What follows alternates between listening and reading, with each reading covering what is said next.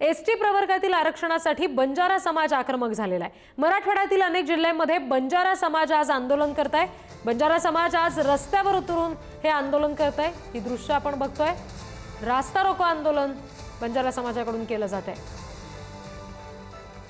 आणखी तपशील आपण घेणार आहोत प्रतिनिधी सचिन जिरे यांच्याकडून। सचिन, आंदोलकांचं आता नेमकं काय म्हणणं आहे आणि कुठे नेमकी आंदोलनाची आता सुरुवात झालेली आहे का?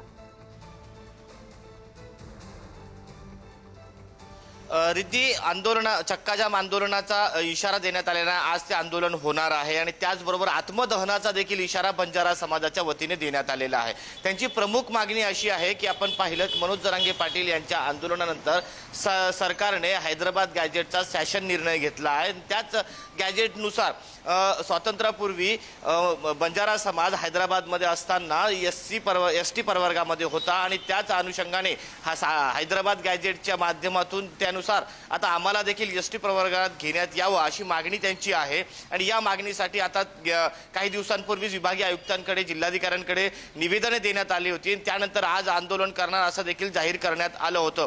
तर छत्रपती संभाजीनगरच्या केम्ब्रिज चौकामध्ये आज 11 वाजता हे आंदोलन होणार आहे आणि आज या आंदोलनाची दखल घेतली गेली नाही तर मराठवाडा मुक्ती संग्राम दिनाच्या दिवशी मुख्यमंत्री जेव्हा संभाजीनगरमध्ये येत असतात प्रमुख कार्यक्रमासाठी, त्या दिवशी आम्ही मुख्यमंत्र्यांसमोर आत्मदहन करू असा इशारा या ठिकाणी बंजारा समाजाच्या नेत्यांनी दिलेला आहे। त्यामुळे कुठेतरी बंजारा समाज देखील आता एसटी प्रवर्गामध्ये सामील करण्यासाठी आक्रमक झाल्याचं चित्र मराठवाड्यामध्ये पाहायला मिळतोय। जी, धन्यवाद सचिन सगळ्या माहितीसाठी।